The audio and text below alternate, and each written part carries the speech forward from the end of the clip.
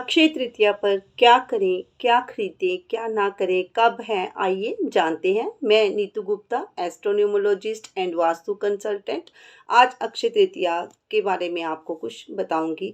अक्षय तृतीया कब है? 10 मई शुक्रवार के दिन को अक्षय तृतीया है। और पूजा का जो महत्व है, जो दान का जो समय है, एक शुभ मुहूर्त है, वो सूर्योदय से लेके 12:30 तक आप कर सकते हैं। इस दिन जप तप और दान का बहुत महत्व है। कहते हैं जी, तिथि में जप और तप और दान जो आपने किया उसका कभी क्षय नहीं होता है, अक्षय होता है। तो जरूर करिए तप, दान और पुण्य। ये एक स्वयं सिद्ध मुहूर्त है अक्षय तृतीया, जो कि बैसाख माह की शुक्ल पक्ष की तृतीया को मनाया जाता है।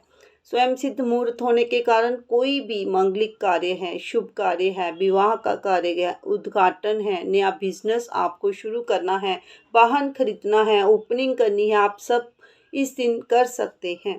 कहते हैं श्री बांके बिहारी जी के चरणों के दर्शन जो पूरा साल वस्त्रों से ढके रहते हैं, आज के ही दिन उनके दर्शन होते हैं।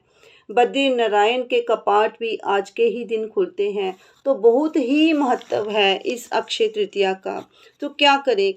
देखो, सोना चांदी खरीदना बहुत शुभ होता है, बट सोना महंगा होने के कारण आपके बजट से बाहर है। तो जिनके बजट में आता है वो जरूर खरीदें, और जिनके नहीं आता है तो वो चाहे तो पीतल का, ठीक है, तांबे का कोई बर्तन खरीद सकते हैं। उसका भी एक अपना ही महत्व है, वो भी सोने के जितना ही आपको शुभ फलदायक होगा।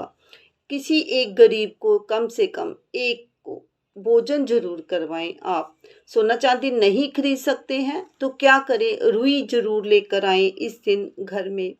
नमक जरूर खरीदें, हल्दी की गांठ खरीद सकते हैं। श्री जंतर अगर आप चाहते हैं अपने घर में लाना तो इस दिन सिद्ध कर सकते हैं, अपने घर में ला सकते हैं, स्थापित कर सकते हैं। बहुत अच्छा मुहूर्त है।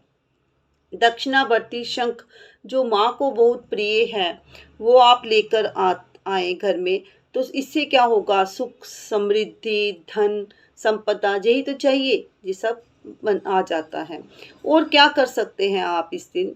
तुलसी का पौधा या फिर शमी का पौधा भी आप घर में ला सकते हैं। तो ये छोटे छोटे उपाय आप अक्षय तृतीया पे कर सकते हैं।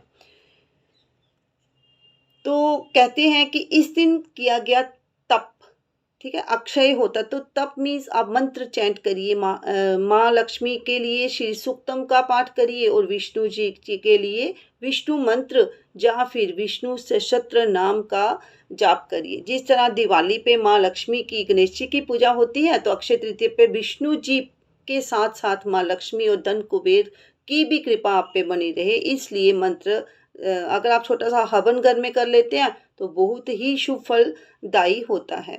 अगर किया गया दान और तप का फल क्षय है, तो आप सोचिए, अगर आप किसी की चुगली करते हैं या फिर आप किसी की बुराई सुनते हैं या कोई पाप कार्य करते हैं, तो उसका भी फल कई गुना बढ़ जाएगा, ठीक है, वो उसका भी क्षय नहीं होगा। तो इस दिन किसी की बुराई ना सुननी है, ना करनी है। कम से कम एक दिन मुंह पे टेप लगा ले। कोई आपसे कुछ कह रहा है तो आप उसको सुन तो रहे ही हैं, बट साथ ही साथ अंदर से गॉड से कहे, प्रभु मुझे सुनना पड़ रहा है। हो सकता है वो आपसे बड़ा है या किसी रीज़न से, रिश्तों की वजह से आपको सुनना पड़ रहा है, आप सुन लीजिए, पर साथ ही साथ अंदर से उसको मन में ही अपनी सोल को अट्रैक्ट ना करने दें। आप अंदर से उसके साथ जुड़े नहीं, आप अपने आप को कट करते रहें। कैंसल कैंसल कैंसल आपके मन में चलता रहना चाहिए कि मैं कोई भी उनकी बुराई को एक्सेप्ट नहीं कर रहा हूँ, मुझे सुनना पड़ रहा है, कर्म करना पड़ रहा है जी सुनने का, पर मैं उसके साथ, सोल के साथ अटैच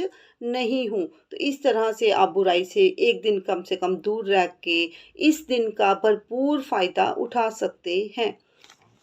धन्यवाद।